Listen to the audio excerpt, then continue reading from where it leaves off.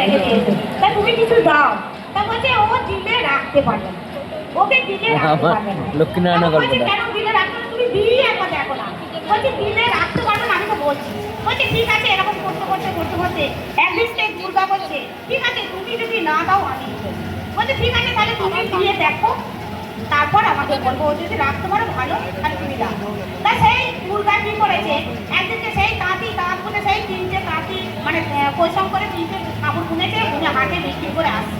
আর সেই দুর্গা কি করেছে, একটা কাপড়ে পুটুলি নিয়ে একটা গাছতলায়, চৈত্র মাস গাছতলায় বসে আছে, বসে বসে কাঁদছে।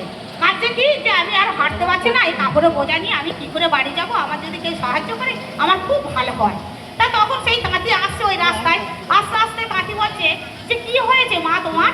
বলছে আমার হয়েছে, আমি আর এই তো এতটা রাস্তা হেঁটে হেঁটে এলাম, আসার সাথে আমি আর হাঁটতে পারছি না, তাই বসে পড়েছি, আমাকে যদি কেউ হেল্প করে খুব ভালো হয়।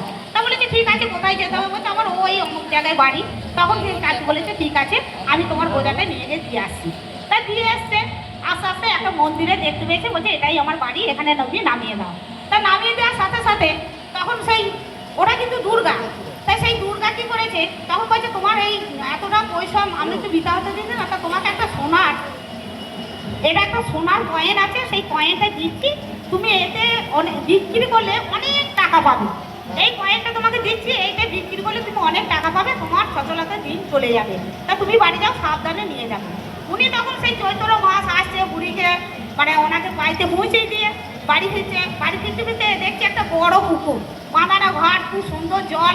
উনি তখন দেখে বলছে আমার এই জলে এতটা রাস্তাটা হাঁটলাম, তাহলে আমার প্রচুর গরম হচ্ছে, তাহলে আমি এই পুকুরে একটু কী করি হাঁটু চানটা করে দিই।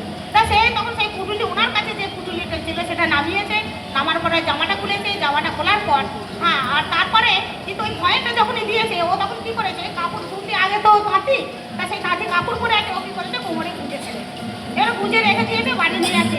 আর সেই টাকাটা কিন্তু নিচেও রাখে না, সেই ধুতি পরেই তো চান করছে। তাই সেই চান করতে নেমেছে, খুব পুকুরে চান করছে, চান করতে করতে কয়েনটা পড়ে গেছে, সোনার কয়েনটা জলে পড়ে গেছে। এবার জলে পড়ে যেতে ও তখন পাড়ে এসেছে, আসার সাথে সাথে উনি তখন দেখেছে মাথা ব্যথা ঘুরছে, তখন দেখছে আমার কয়েনটা নেই, তার মানে পড়ে গেছে। তা পড়ে গেছে, তাহলে তো জলে পড়ে গেছে, জলের ভেতর কী করে কুড়বো, সেই কুড়ুতেই তো পারবে না, জলে নামতেও পারবে না। তখন ও বাড়ি চলে গেছে।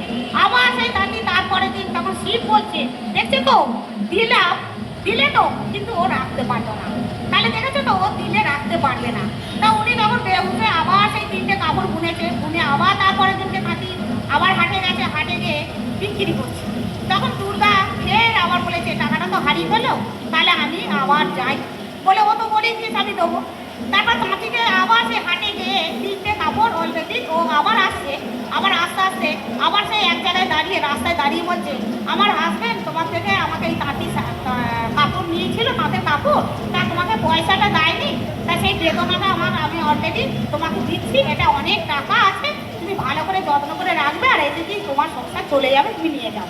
তা তিনটে বান্ডিলে টাকা উনি দিয়েছেন, সেই দুর্গা দিয়েছে। দেওয়ার পর সে তাঁতি এসেছে, আসার পরে সেই তাঁতি কী করেছে, সোজা বাড়ি এসেছে, বাড়ি এসে পুটুলি থেকে টাকাটা নিয়ে বাক্সই তালা দিয়ে রেখে দিয়ে শুয়ে পড়েছে। এবার সারাদিন পয়সা খাটুনি কী করেছে, ঘুমাচ্ছে। আর ঘুমাচ্ছে, আর জোর এসে আবার সেই বাক্স থেকে ভেঙে তাঁতির সেই টাকা আবার নিয়ে চলে গেছে। তাই নিয়ে চলে গেছে, নিয়ে যাওয়ার পরে আবার সকালবেলা দেখছে সেই টাকাটা আর নেই। তাহলে টাকাটা নেই, আবার সেই